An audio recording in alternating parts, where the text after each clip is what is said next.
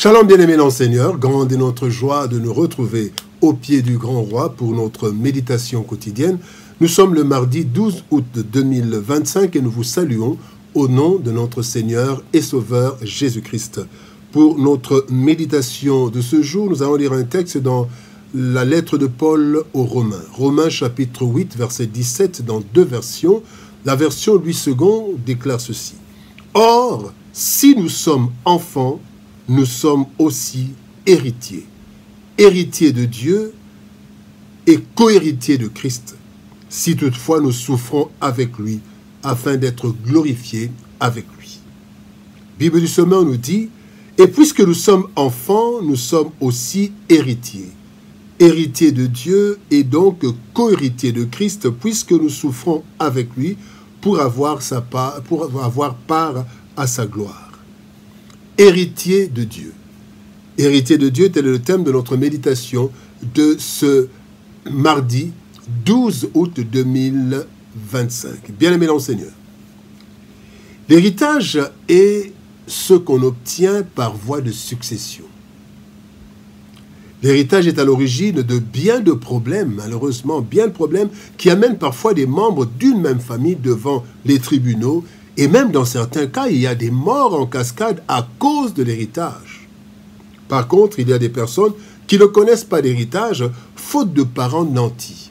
Certains ont eu des parents qui leur ont laissé que des dettes sans un héritage consistant. Bien-aimés dans le Seigneur, il y a un héritage qui ne peut être ni calculé, ni épuisé, ni disputé, tellement il est immense.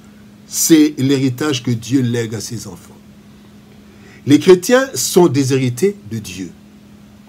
Cet héritage est sécurisé et éternel, de sorte que personne ne peut le détourner ou le dilapider. Si nous sommes conscients de ce privilège immense, notre attitude en sera marquée et il y aura donc moins de problèmes de jalousie, d'affrontement dans l'Église. Voici quelques leçons tirées de ce verset du jour. Première leçon, droit à acquérir. L'héritage est un droit à acquérir. Droit à acquérir. Jean 1,12 nous dit, « Cependant, certains l'ont reçu et ont cru en lui. Il leur a donné le pouvoir, le droit de devenir enfants de Dieu. » Il leur a donné le droit de devenir enfants de Dieu. Bien-aimés dans le Seigneur, Dieu n'a qu'un seul fils, Jésus-Christ.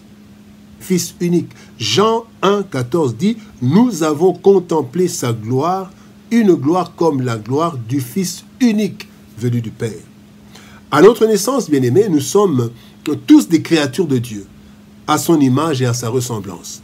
Nous ne naissons pas enfants de Dieu, nous naissons créatures de Dieu, mais nous pouvons devenir enfants de Dieu. Être enfant de Dieu est donc un droit à acquérir. En croyant en Jésus-Christ, le Fils unique, selon Jean 1,12 que nous avons lu, mais aussi en naissant d'eau et d'esprit.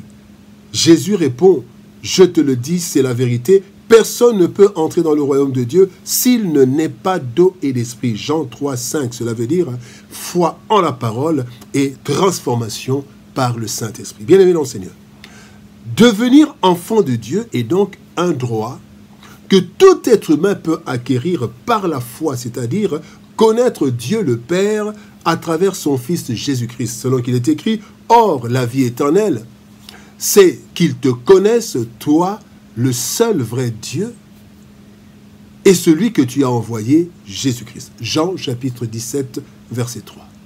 Le deuxième point, maintenant, voyons les privilèges dus. Il y a des privilèges dus aux héritiers. Éphésiens chapitre 2, verset 6, la Bible dit, « Dans notre union avec Jésus-Christ, Dieu nous a ramenés de la mort avec lui pour nous faire régner avec lui, avec le Christ dans le monde céleste. » Bien-aimés dans le Seigneur, un héritage est composé des actifs, donc les biens légués, et de passifs, les dettes laissées. Alors, la particularité de l'héritage divin, c'est que cet héritage ne comporte pas de passifs, car Dieu n'est débiteur de personne, comme il le dit dans Job chapitre 41, verset 3. « Qui m'a prêté de l'argent que je dois rembourser? Tout ce qui est sous le ciel est à moi. » Pas de dette. Bien-aimés, voici quelques privilèges de l'héritage divin qui constituent déjà nos avoirs. Premier privilège, le statut d'enfant de Dieu. La Bible dit dans 1 Jean chapitre 3 verset 2, « Bien-aimés, nous sommes maintenant enfants de Dieu. » Quelle richesse, quelle fierté, quel privilège. Et cela avec tout ce qui découle de l'enfant de Dieu, sécurité, provision, etc. Deuxième privilège, les promesses divines. La Bible dit dans Actes des Apôtres chapitre 2 verset 39, « Car la promesse est pour vous, pour vos enfants, et pour tous ceux qui sont au loin, en aussi grand nombre que le Seigneur, notre Dieu, les appellera. » Les promesses de Dieu. Quand vous lisez une promesse de Dieu, c'est votre héritage, bien-aimé. Troisième privilège, ce sont les bénédictions terrestres. La Bible dit dans Marc chapitre 10, verset 30, la partie A, « Cette personne recevra 100 fois plus dès maintenant dans ce monde. » Nous avons des bénédictions terrestres. Mais aussi, quatrième privilège, la vie éternelle ou la bénédiction céleste. La Bible dit, dans Marc chapitre 10, verset 30, « Et dans le monde qui vient, cette personne recevra la vie avec Dieu pour toujours. » La vie éternelle, c'est un autre privilège.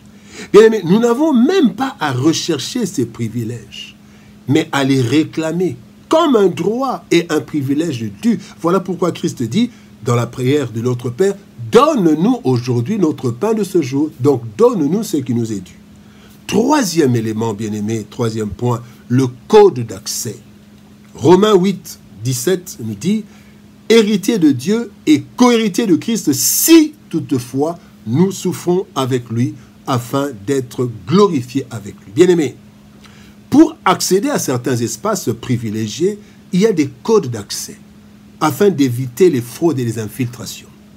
Pour accéder à l'héritage divin, le texte de jour nous livre aussi un code que l'on ne peut imiter ou forcer. Ce code, c'est la souffrance pour Jésus, la souffrance avec Jésus, le premier héritier, notre co-héritier. Bien-aimé, c'est ainsi qu'il y a plusieurs versets qui nous montrent les souffrances et les épreuves comme des éléments positifs de la vie chrétienne. Ces souffrances et épreuves dont l'intensité est contrôlée par Dieu lui-même sont des conditions ou des conséquences logiques de notre héritage.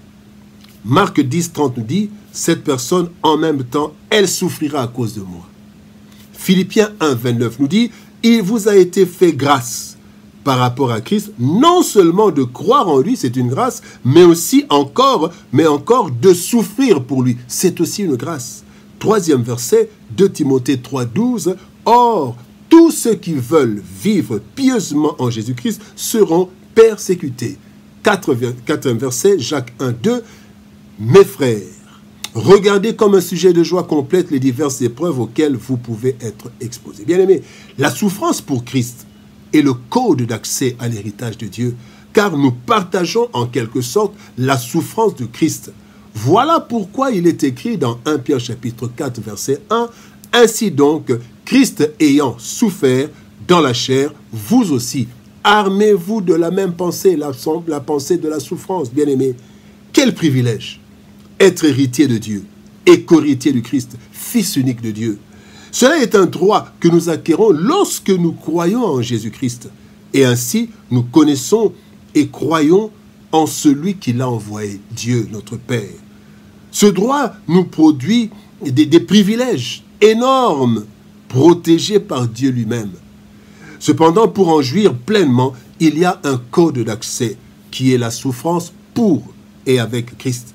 Cette souffrance dont l'intensité est contrôlée par Dieu nous fait entrer dans le processus d'obtention totale de l'héritage, qui est la vie éternelle dans la gloire de Dieu.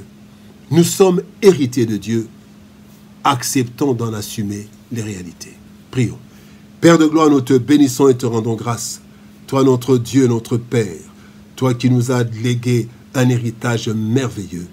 Merci pour cet héritage qui fait de nous tes héritiers et des co-héritiers de Christ. Et aide-nous, Seigneur, à accepter le code d'accès, la souffrance avec et pour Christ. Aide-nous, Seigneur, à comprendre, Seigneur de nos lois, que si nous souffrons avec Christ, nous serons glorifiés avec lui, notre co-héritier. Bénis ta parole, bénis ton peuple. Au nom de Jésus-Christ, nous avons ainsi prié, Père. Amen. Bien-aimés dans le Seigneur, que Dieu nous bénisse. Shalom, au revoir, et par la grâce de Dieu, nous nous retrouvons demain pour une autre méditation au pied du grand roi. Shalom, au revoir, et par la grâce de Dieu, à demain.